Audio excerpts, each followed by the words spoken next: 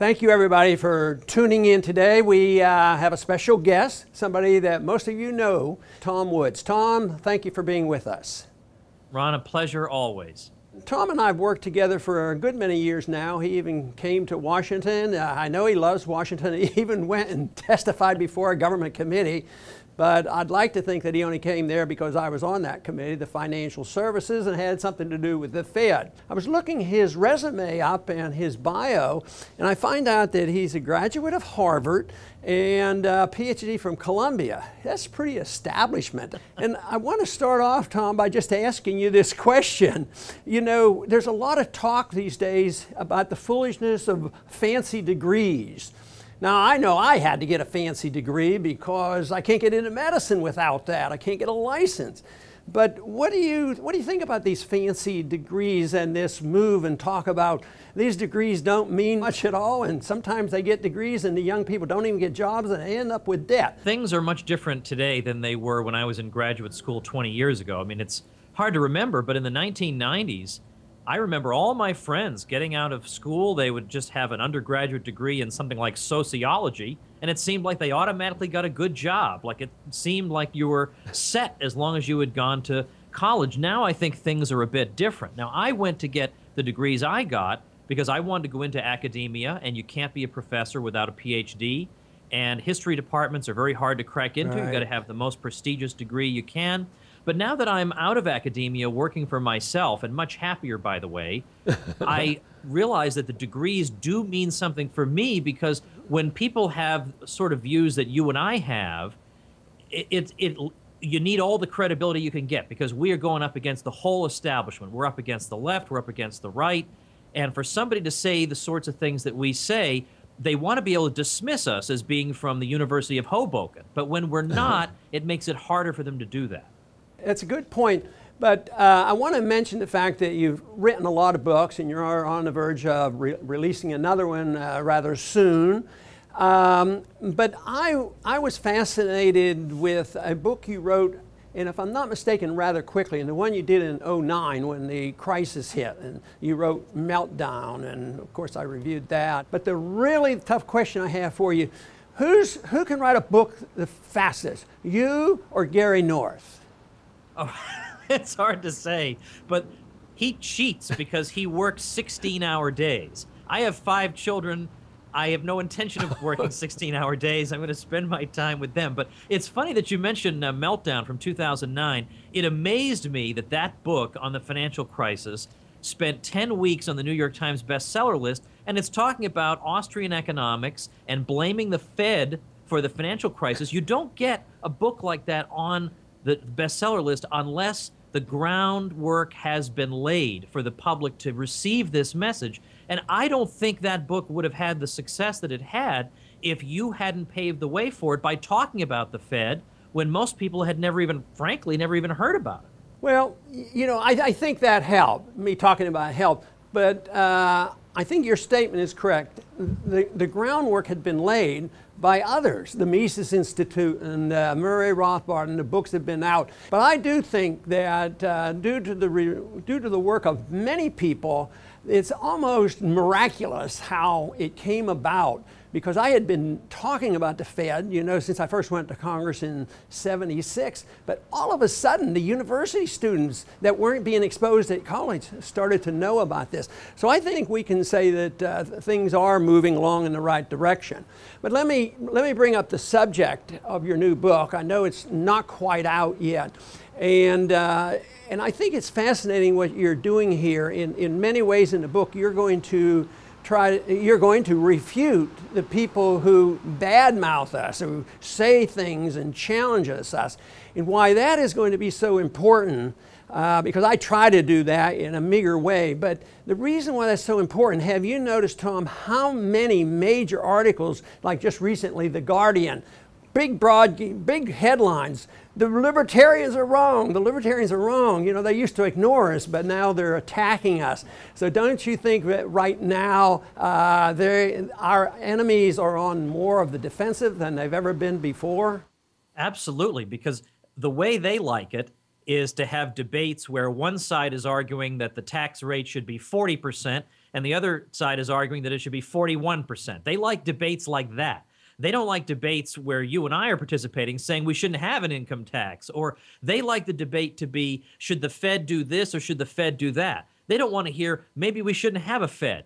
They don't want these fundamental questions to be asked. And so over the years, I've gotten a bit of a reputation as the guy who, when there's an article in Salon bashing us or an article on Slate bashing us, people send it to me and say, you got to write a smash of a response. So I write these responses and everybody likes them. So I thought, well, since everybody likes them, I'm going to take all my responses of these people and put them together into a book. So we have to keep up our momentum, because you're right, this is discouraging. It's discouraging to read headlines about how the anti-interventionist mood in at least some wings of the Republican Party is beginning to dissolve, because now everybody who is respectable knows we have to go in there and go get ISIS. And so it is indeed frustrating. Of course, it's useful to remind people there wouldn't have been an ISIS in Iraq had there been no invasion in the first place. There is no way something like this could have had any foothold in Iraq in 2001, 2002. Impossible. I think it must be more frustrating for you than for me, because you've been warning the general public not only about the Fed and a coming financial crisis, but you told them that if you intervene in Iraq, the country's going to fall apart, you're going to have instability, the lunatics are going to fill the void. Every single thing you say comes true, and yet they want to consult all the idiots. They want to consult every interventionist wacko for advice about what to do next. Of course, I wanted to bring up history and facts like this quite frequently during the debates and during the time I was in Congress. But I can remember, it's been several years now since I was on a Bill O'Reilly show. But there was a time on with Bill O'Reilly, and I wanted to bring up this very subject, that maybe our policies have consequences, maybe there is blowback, and we did this, and this is what happened. And you know, he became angry and he dismissed it. He says, I don't want to hear anything about history. And that was the answer. So they don't want to hear about it. So I would think you as a historian would resent, you know, that type of approach. Oh, absolutely. And of course, you don't have to look that far back. In the mid-20th century, the State Department was saying that if you start intervening in the Middle East, you're going to create a whole lot of enemies for yourself that the United States doesn't have right now. Most Americans don't realize that after World War I, the United States actually still had such an excellent reputation in the Middle East that the Syrians, when they were polled, what country would you like to administer you as a League of Nations mandate, they overwhelmingly chose the United States. Now, that would never happen today. That's because of the interventions. The U.S. had an excellent reputation. Where did it go? You know, Islam has been around since the 7th century. But the U.S. was liked 100 years ago, and it's not liked today. Why is that? What is the missing ingredient? The ingredient was the intervention. And it's just like Mises said, in domestic policy, there'll be some intervention in the market. The government gets involved in health care, and it screws up health care, so now they intervene more with Obamacare, and they screw it up more. They never say, let's get rid of that original intervention. Well, likewise with foreign policy. The first intervention creates all kinds of chaos everywhere, and all they can think to do is intervene more. And meanwhile, they try and claim that you and I are left liberals because we don't want to intervene. All the best conservatives were always against this kind of utopian interventionist nonsense. And the fact is, Hillary Clinton is as hawkish as any Republican. There is no real debate on foreign policy in Washington. The word intervention is one of my favorite words to try to describe, you know, what's going on, because we as libertarians don't want to be involved and intervene in the internal affairs of other nations. You know, somebody like Jefferson, a few of our early presidents mentioned that.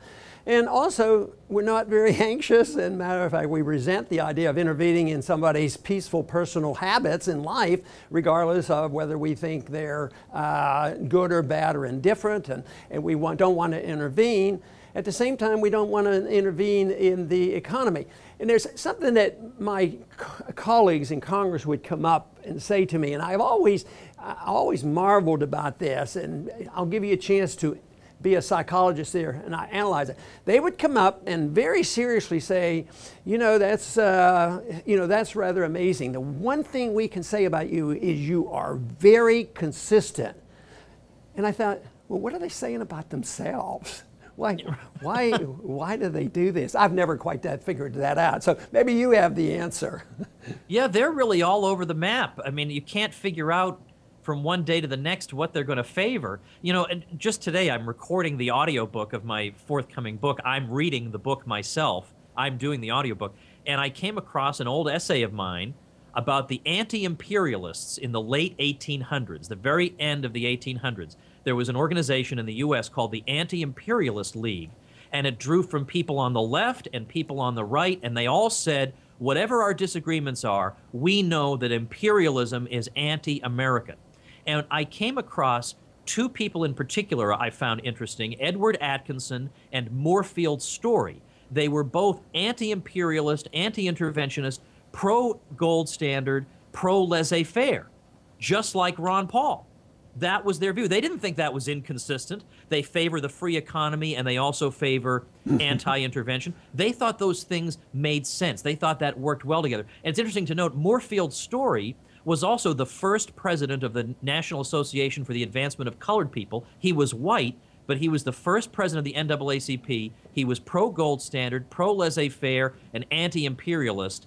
I mean, that's a great but totally forgotten American tradition that you, Ron Paul, belong to and have helped to carry on into our own day. Well, the point I'm trying to make is that they seem to praise me, be willing to praise me for being consistent, but they don't have any self-evaluation saying, well, why am I so inconsistent? But anyway, sorry, but we got to go, Tom, and thank you very much for being with us, and I'm sure we'll be talking shortly and involved in many of our projects, but thanks for being with us.